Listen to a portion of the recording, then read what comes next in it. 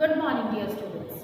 आज मैं आपको चौपाई और कुंडलियां के बारे में समझाने जा रही हूँ। मैंने पिछले वीडियो में आपको दोहा और सोरठा समझा दिया है। उसी प्रकार दो और भाग हैं इसके, जो है चौपाई और कुंडलियां। तो सबसे पहले आइए हम चलते हैं चौपाई, देखते हैं चौपाई क्या है। ठीक है, सबसे पहले चौपाई की परिभाषा। ठीक है, सबसे पहले चौपाई की परिभाषा। तो क्या है चौपाई की परिभाषा? चौपाई सममात्रिक छंद है। अभी तक आपने दोहा और सोरठा जो दोनों पढ़े वो थे विषम मात्रिक छंद। ठीक है, तो यहाँ पर चौपाई जो है सममात्रिक छंद है। ठीक है, सममात्रिक छंद है। इसमें 4 चरण होते हैं। इससे पहले दोहा और सोरठा में भी आपने पढ़ा कि उसमें भी 4 चरण होते हैं, इसमें भी 4 चरण होते हैं। पहले दोहे और सोरठे में आपने, दोहा और सोरठा में आपने 13, 11 और 11, 13 की मात्राएं पढ़ी। इसमें आप पढ़ रहे हैं 16, 16 मात्राएं होती हैं प्रत्येक चरण में, यानी कि जो चारों चरण हैं उन सब में जो है 16, 16 मात्राएं होती हैं। ठीक है, चारों चरणों में इसमें जो है 16, 16 मात्राएं होती हैं। ठीक है, यहाँ पर भी है 16 और इसमें भी है 16, यहाँ नीचे 16 दिया ही हुआ है। ठीक है, प्रत्येक चरण में 16, 16 मात्राएं होती हैं।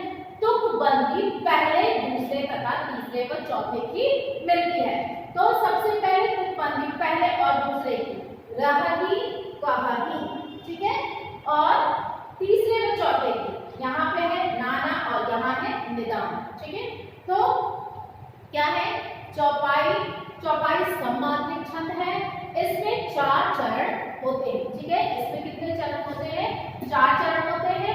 प्रत्येक चरण में 16, 16 मात्राएं। तो सब में जो है 1, 4 जो चरण है इन सब में जो है 16, 16 मात्राएं हैं और तुकबंदी पहले, दूसरे व तीसरे, चौथे की मिलती है। ठीक है, अब देखते हैं उदाहरण के लिए, सुमति कुमति सबके उर रहनी, नाथ पुराण विगम उसी कहनी, जहाँ सुमति सुमति वह संपत्ति नाना, जहाँ कुमति वह विपदी निदान। तो ठीक है, सुमति हमने आपको समझाया था 2 प्रकार के, एक ये और एक ये, जो दोनों चिन्ह होते हैं इसका मतलब होता है 2 और इसका मतलब होता है 1। ठीक है, तो मात्रा मतलब इसका मतलब होता है 2 मात्राएं और इसका मतलब होता है 1 मात्रा।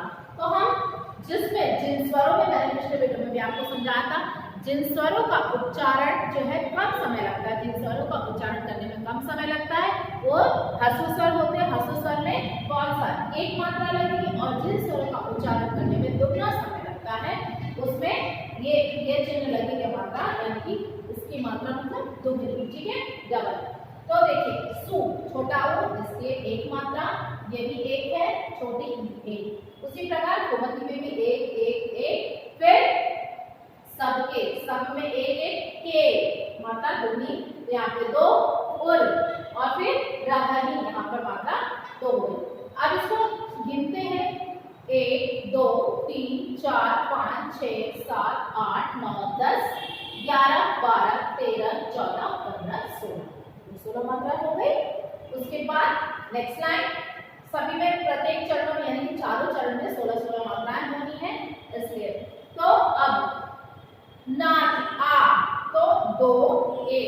ठीक है, था पुराण, छोटा उ 1, रा 2, 1। ठीक है, फिर उसके बाद छोटी ई ग, 1, 1 मात्रा इसमें लग गई, इसमें भी 1, इसमें भी 2 में 1 और यहाँ पर 2। अब काउंट करते हैं 2, 3, 4, 5, 6, 7, 8, 9, 10, 11, 12, 13, 14, 15, 16।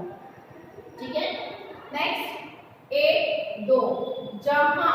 ठीक है, यहाँ पे हाँ, तो इसको भी बोलने के लिए दुगना समय लग रहा है, इसलिए यहाँ पर दुगना हो जाएगा, यानी कि डबल। 2, 1, 2, 3, 4, 5, 6, 7, 8, 9, 10, 10 जो लगा है यहाँ पर डबल, क्योंकि सम स के ऊपर अंग की मात्रा है, अंग के बदले यहाँ पे म भी आधा लिखा हुआ है और ये इसी में जुड़ जाएगा, इसलिए इसे उच्चारण करने में दुगना समय लगता है, सम। ओके, तो सम ऊपर 2 दूनी 1, 1, संपत्ति जहाँ आ की मात्रा है तो यहाँ पर डबल हो जाएगा।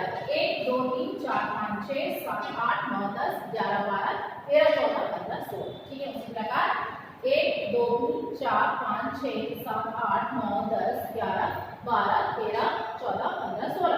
तो जहाँ आ की मात्रा है और जहाँ पर मात्राओं का उच्चारण का दोगुना समय लग रहा है वहां पर जो है यानी कि दोगुनी मात्रा यानी कि एस के जो छोटा वाला है इस तरह से इसको लिखा जाता है। तो ये हो गया चौपाई। ठीक है, चौपाई सममात्रिक छंद है। सबसे पहली बात ये सममात्रिक छंद है। इसमें 4 चरण होते हैं और चारों चरणों में 16-16 मात्राएं होती हैं। ठीक है, चारों चरणों में 16-16 मात्राएं होती हैं। ठीक है, प्रत्येक चरण में मतलब प्रत्येक चरण यानी कि सारे जो चरण है उसमें सब में 16-16 मात्राएं और तुकबंदी यानी कि जो इसके राइटिंग वर्ड्स है तुकबंदी पहले दूसरे तीसरे और चौथे की होती है। ये हो गया आपका चौपाई। आई होप आपको समझ में आ गया। अब आते हैं सबसे कह सकते हैं कुंडलियां आखिरी। ठीक है, तो ये कुंडलियां जो है, ठीक है, ये कुंडलियां, अब इसकी परिभाषा क्या है? कुंडलियां 6 चरणों का छंद है। इसमें कितने चरण होते हैं? 6। 1 2 3 4 5 6। ठीक है, ये 6 चरणों का छंद है। ठीक है, पहले 2 चरण दोहा छंद की भांति 13-11 पर विराम होते हैं। पहले 2 चरण, ठीक है, ये पहले 2 चरण, ठीक है, 13-11 पर दोहे की भांति। ठीक है, ये 13-11 पर किसकी भांति? दोहे की भांति। वो 13-11 पर विराम होते हैं। ये देखना 13 और 11, ये 13 और ये 11 पर विराम होते हैं छंद। उसके बाद शेष 4 चरण सोरठा छंद की भांति 11-13 पर। ठीक है, ये 2 चरण जो है 13 और 11 पर हो रहे खत्म और बाकी के जो 4 चरण है वो 11-13 पर। सोरठा किसमें खत्म होता था? 11-13 पर। जस्ट सोरठा जो है दोहे का उल्टा होता है। ठीक है, सोरठा दोहे का उल्टा होता है। तो पहले दोहे पहले के 4 चरण जो हो गए, ये सॉरी 2 चरण पहले के वो दोहे की भांति 13-11 पे और बाकी के 4 11-13 पर सोरठे की भांति खत्म होते। देखो 11 और फिर ये 13, फिर ये 11, फिर ये 13, 11 13, 11 और 13। ठीक है, इसी प्रकार ये इस पे विराम होते हैं। अब देखिए छंद का आरंभ जिस शब्द से होता है, जैसे देखो छंद का यानी इस पूरे छंद का आरंभ जिस शब्द से होता है, तो आरंभ किस शब्द से हो रहा है? आरंभ जो है जिस शब्द से होता है, गुण के। ये आरंभ किस शब्द से हो रहा है? गुण के। आरंभ जिस शब्द से होता है अंत भी उसी शब्द से होता है। अब अंत भी यहाँ पर गुण के।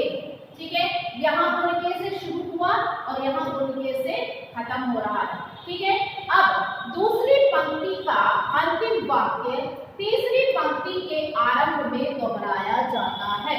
तो दूसरी पंक्ति का अंतिम वाक्य ये है, दूसरी पंक्ति का अंतिम वाक्य। ठीक है, ध्यान दीजिएगा, ये दूसरी पंक्ति का अंतिम वाक्य तीसरी पंक्ति के प्रारंभ में। अब ये तीसरी पंक्ति ये है तो इसके आरंभ में यही पंक्ति यहाँ पर दोहराई जाती है। ठीक है, यही पंक्ति यहाँ पर दोहराई जाती है। यानी कि 2 पंक्तियां ऑलरेडी हो चुकी है तो दूसरी पंक्ति का अंतिम वाक्य, ये वाक्य है अंतिम, जो कि तीसरी पंक्ति में यहाँ पर दोहराया जाता है। बस, ठीक है, तो ये हो गया। मात्रा लगाना आपको पता ही है कि किस प्रकार मात्रा लगाई जाती है। देख लीजिए 11 कैसे हुआ? 1 2 3 4 5 6 7 8 9 10 11 12 13। ठीक है, यहाँ पर ये 13 मात्रा दी हुई है। फिर उसके बाद 11 1 2 3 4 5 6 7 8 9 10 11, ये हो गए 13 11। फिर उसी प्रकार ये 13 और ये 11। फिर उसके बाद है 11 13 यानी सोरठा की भांति।